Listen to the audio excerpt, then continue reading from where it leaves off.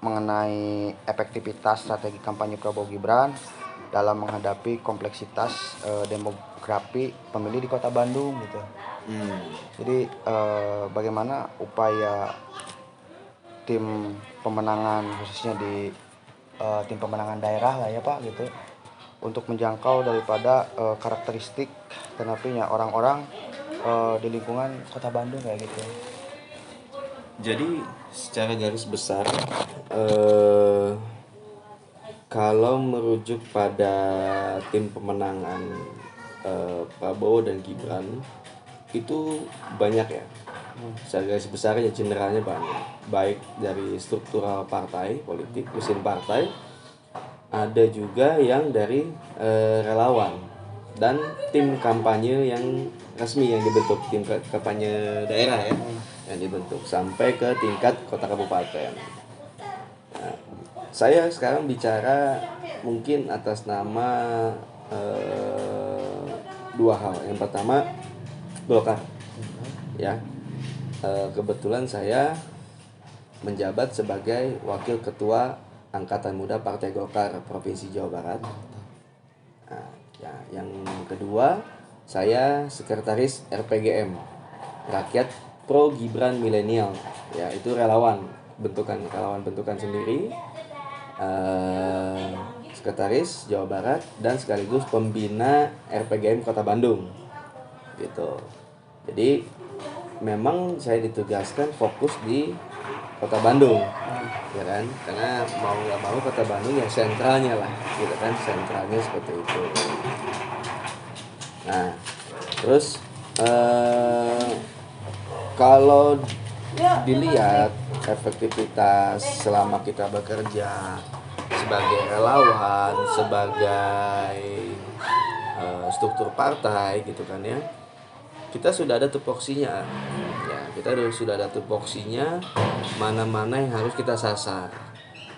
Khususnya kita ini lebih ke milenial dan generasi Z, ya kan?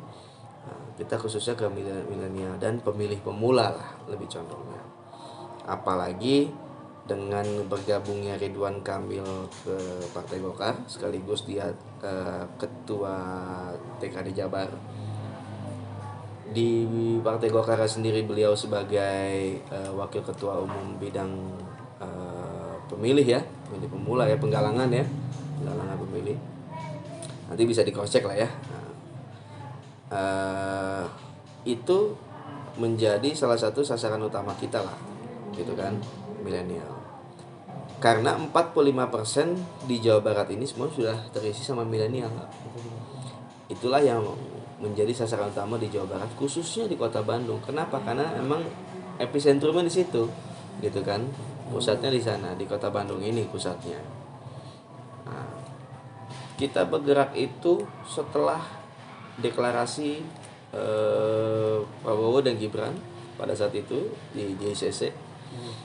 Setelah deklarasi kita langsung bergerak. Kalau partai sudah jelas sesuai dengan tupoksi partai, ya kan, koalisi. Ya, kita nggak bisa dan harus patuh dan patsun lah ya terhadap partai. Nah, sedangkan kalau relawan sendiri dia visinya beda. Visi relawan itu ada mengakomodir di luar kepentingan partai. Dan di dalam relawan itu isinya bermacam-macam partai. Gitu, tidak harus dari Golkar saja, tapi partai-partai yang berkoalisi. BAN dan juga independen gitu. Yang tidak berpartai pun bisa ikut bergabung. Nah, Kota Bandung kalau menurut saya dinamikanya itu stabil ya.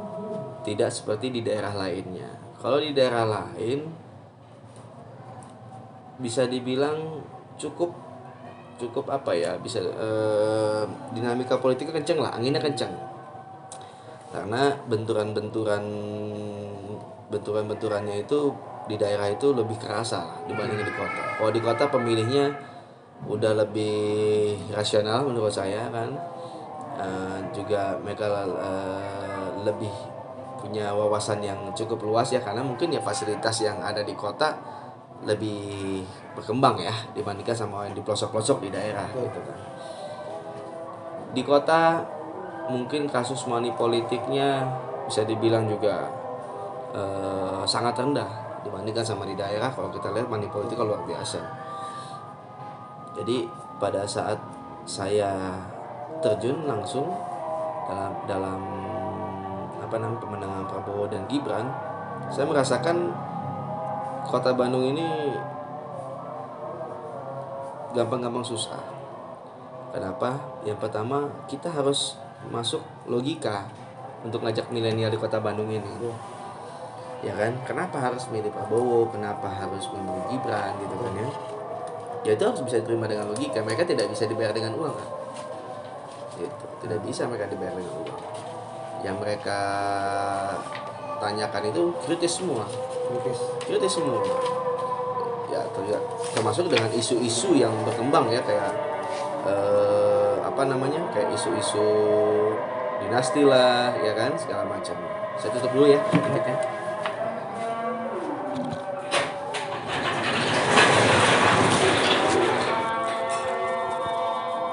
Termasuk isu-isu yang betul dibahas lah kalau di Kota Bandung gitu. Jadi ketika sudah masuk logika, sudah rasional, masuk ke dalam otak mereka, baru mereka bisa memilih gitu. Dan padat di Kota Bandung ini, padat sekali.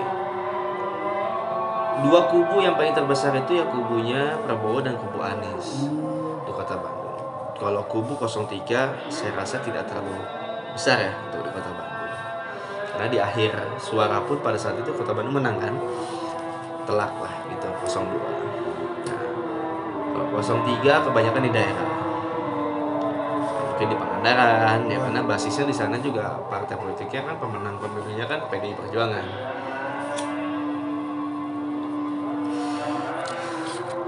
Situ sih kalau menurut saya sih untuk saat ini ya, hasil dari pengalaman yang sudah kita lewatin lah. Betul seperti itu.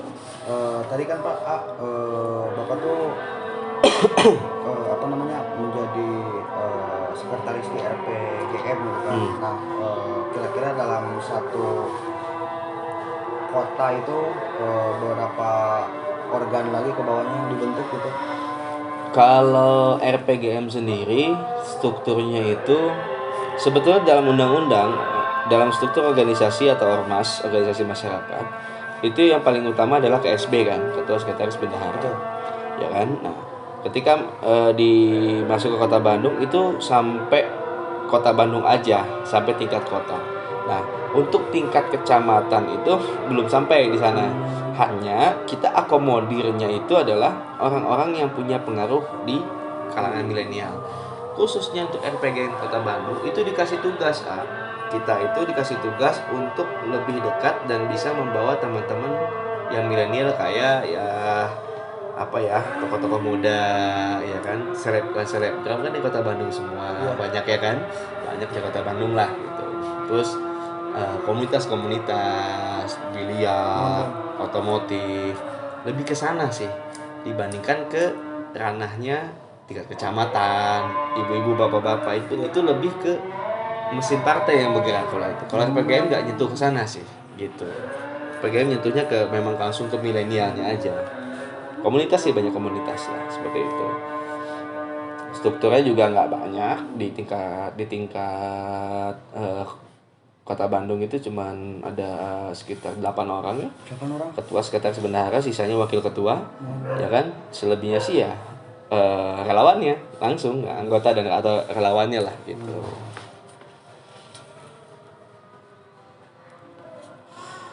Nah, kemudian kan untuk media yang digunakan pada saat melakukan komunikasi politik gitu Pak.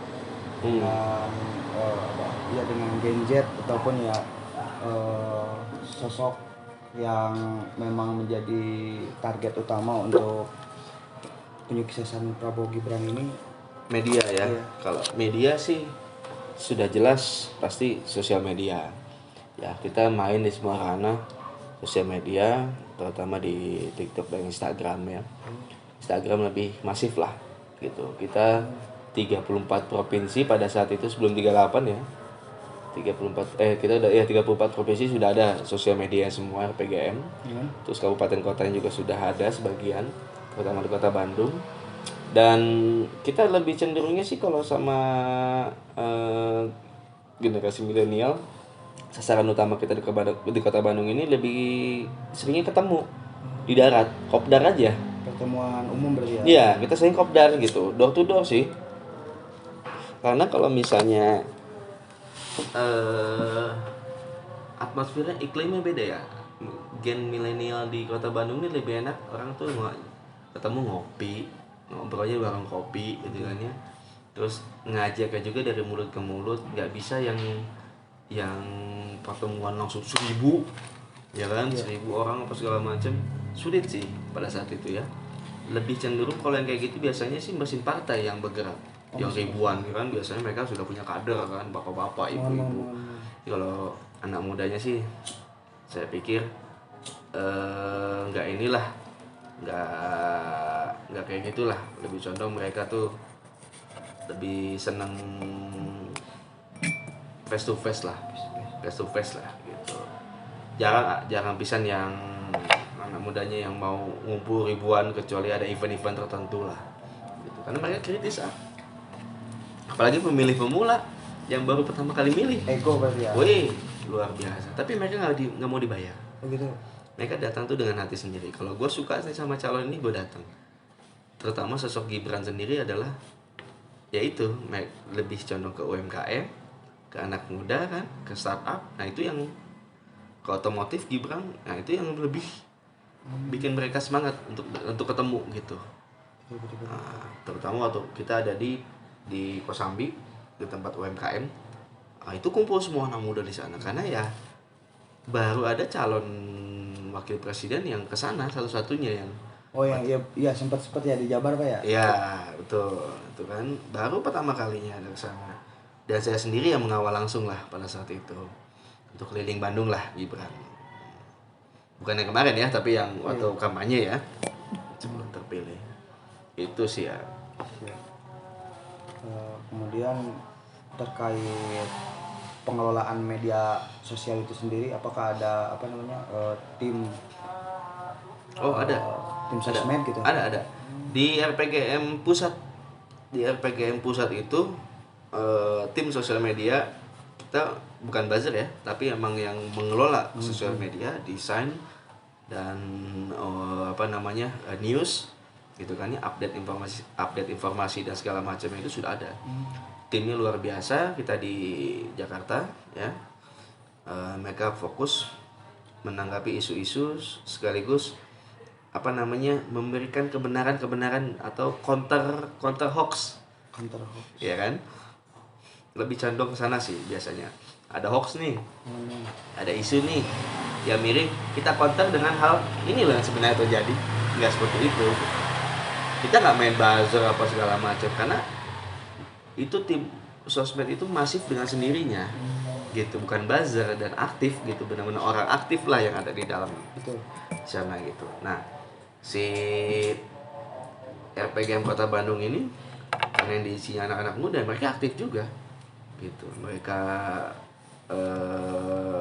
walaupun timnya nggak sebesar yang di pusat lah ya, jelas. Dan mereka swadaya, nggak minta anggaran dari pusat.